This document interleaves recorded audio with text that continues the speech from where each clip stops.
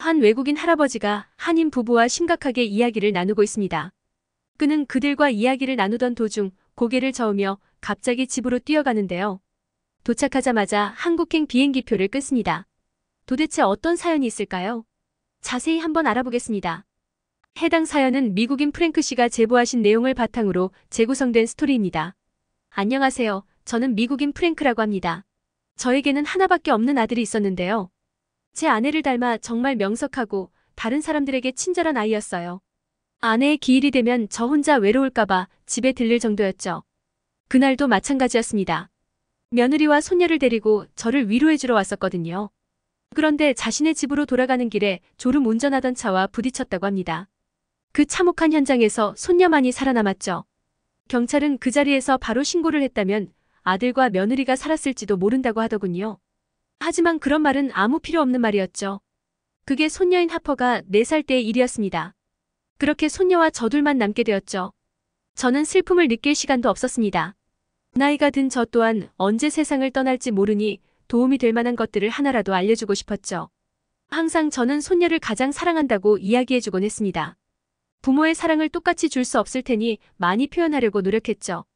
노력이 통한 것인지 손녀는 정말 밝고 착한 아이로 자랐습니다. 자신의 아버지를 닮아 누구보다 친절하고 좋은 아이였죠. 누군가 어려운 일이 생기면 뒤도 돌아보지 않고 도와주는 그런 아이였습니다. 마을에서도 사랑받는 아이였죠. 대학교를 가게 될 쯤 하퍼는 다른 주로 가게 되었습니다. 저희 주에는 좋은 대학교가 없었거든요. 다시 혼자가 되니 그때 만약 아들네가 저를 찾아오지 않았으면 살아있었을까 하는 안타까움이 들더군요. 너무 죄책감이 들었습니다. 손녀는 아내의 기일에 맞춰서 저를 찾아왔습니다. 방학도 시작된 터였으니 저와 함께 시간을 보낼 예정이라고 생각했죠. 반갑게 맞이한 손녀는 혼자가 아니었습니다. 한 동양인 남자가 서 있었기에 저는 옆집 한인 부부를 찾아온 사람인 줄 알고 옆집을 가리켰죠. 그러자 하퍼는 어렸을 때처럼 까르륵 웃더니 자신의 남자친구라고 하더군요. 집 안으로 들여주기는 했지만 전혀 생각하지도 못한 일에 당황스러웠습니다. 저는 손녀에게 이해심 없는 할아버지가 되고 싶지는 않아 이해한 척하고는 있었지만 혼란스러운 마음뿐이었죠. 딸을 키워본 적이 없어서 몰랐는데 손녀를 통해서 딸 있는 친구들이 딸이 남자친구를 데려올 때 왜 그렇게 싫어했는지 이해가 되더군요.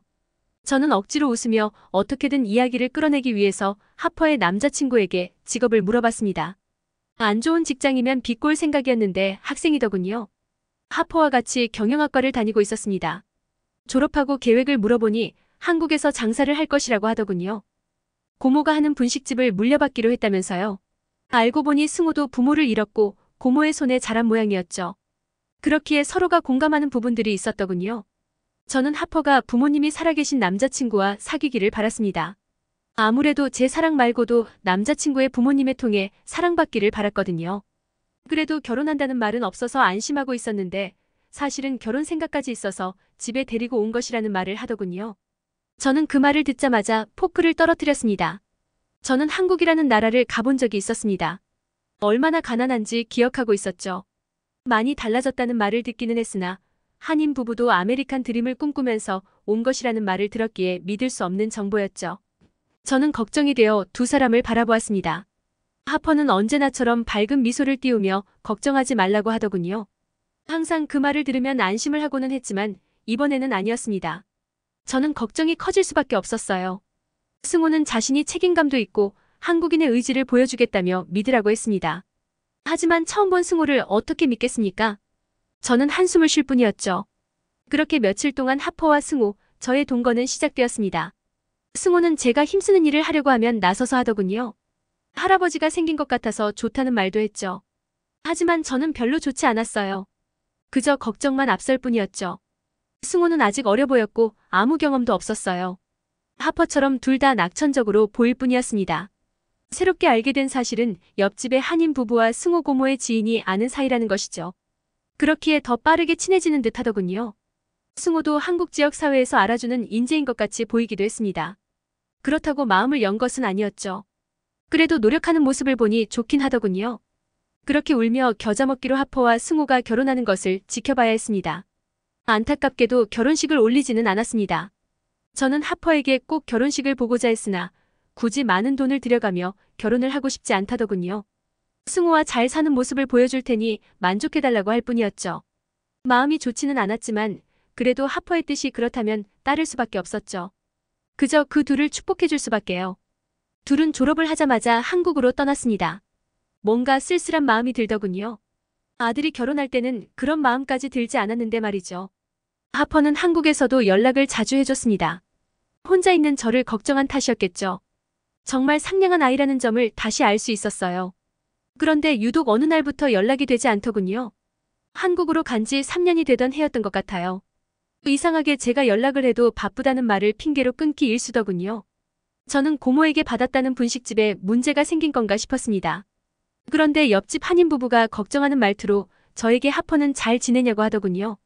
그렇다고 하니 뭔가 말을 하려다가 말을 못하고 집으로 들어가 버렸습니다.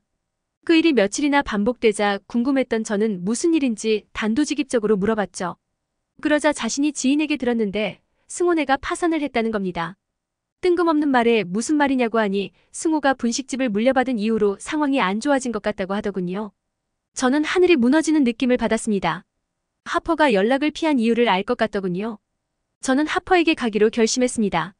내가 그래서 이 결혼을 성사시키지 않으려고 한 것인데 하퍼까지 무슨 일이 생기면 저는 여생을 정말 지옥처럼 보낼 것이라는 생각이 들더군요. 잘 이끌어지지도 않는 몸으로 집에서 하퍼의 한국 주소를 찾았습니다. 그리고는 지인에게 부탁하여 한국행 티켓을 끊었죠. 저는 그동안에도 하퍼에게 연락을 넣었지만 전혀 받지 않았습니다. 이런 아이가 아니었는데 정말 한인 부부의 말이 맞다는 생각이 들었죠. 파산처럼 큰일이 아니라면 이럴 수가 없다는 생각이 들더군요. 한국으로 가는 과정조차 기억이 나지 않습니다. 정말 정신 없었던 것 같아요. 중간에 죽었어도 이상하지 않을 정도의 피곤함을 안고 한국으로 향했습니다. 기억나는 건 그저 하퍼가 잘 지내고 있기를 바라는 마음이었죠. 만약 승호가 파산했다면 미국으로 둘 다 데려와야겠다는 생각도 했습니다. 아니면 제 집을 팔아서라도 빚이 없을 수 있도록 해줘야겠다는 계획까지 세울 정도였죠. 저는 도착하자마자 다시 하퍼에게 연락했습니다. 하퍼는 그제야 연락을 받더군요. 지금 어디냐는 물음에 남편의 분식집에서 같이 일을 하고 있다고 하더군요. 이제 저에게 거짓말까지 하는구나 싶어서 저는 눈물이 났습니다. 하퍼를 키우면서 한 번도 그런 적이 없었는데 너무 안타깝고 가엾더군요. 한국에 왔으니 숨기지 않아도 된다는 제 말에 하퍼는 화들짝 놀랐습니다. 너무 걱정되어 한국에 온 것이라고 하면서 이제 거짓말하지 않아도 된다고 하니 자신은 거짓말을 한 적이 없다고 하더군요. 그러면서 저를 데리러 오겠다고 했습니다. 저는 알겠다고 답하고는 한국 공항에 앉아 있었죠. 생각해보니까 예전에 한국에 올 때 이런 공항이 있긴 했나 싶더군요. 그제야 주변을 둘러볼 수가 있었습니다. 다들 바쁜 모습을 지니고 있었으나 예전과는 달리 부유해 보였죠. 정말 한국으로 온 것이 맞나 싶을 정도였습니다. 사실은 북한으로 잘못 온 것이 아닌가 싶을 정도였어요. 과거에는 한국보다 북한이 더 잘 살았거든요. 그러던 중 하퍼에게 다시 연락이 왔고 저는 밖으로 나가보았습니다. 하퍼가 자동차를 몰고 있더군요. 미국에서는 자동차 면허도 없던 손녀였는데 당황스러웠죠.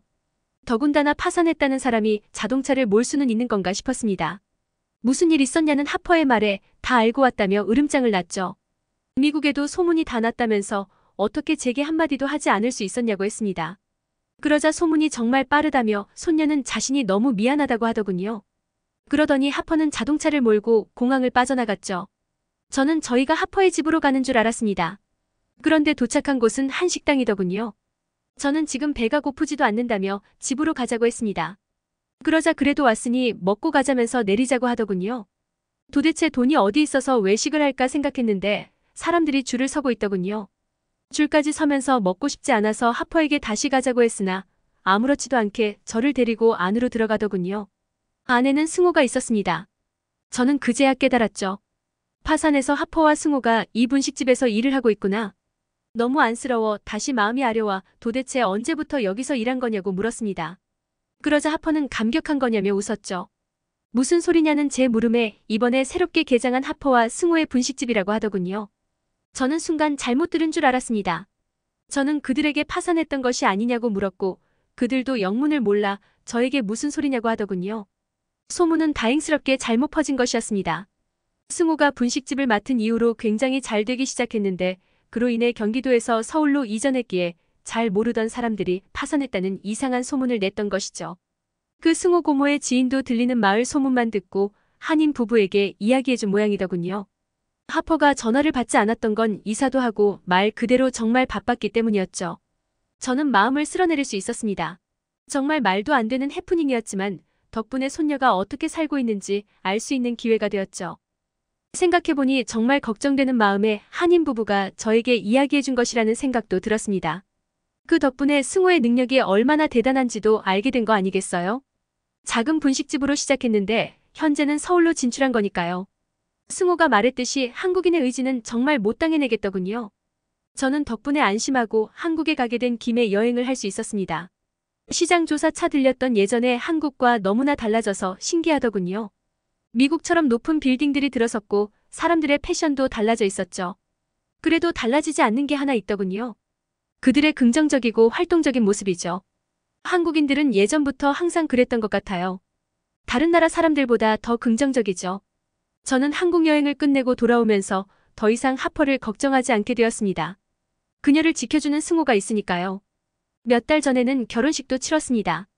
형식상이라도 저와 함께 사진을 찍어두고 싶다면서요. 저를 위한 그들의 행동에 너무 감사하더군요. 결혼식을 보고 나니 하퍼를 보낸 것이 정말 와닿더군요. 이제 하퍼는 행복해졌으니 저는 이제 남은 인생 동안 아들에게 미안해하지 않아도 되겠죠. 지금까지 프랭크 씨가 보내주신 사연에 대해 소개해드렸는데요. 어떻게 보셨나요?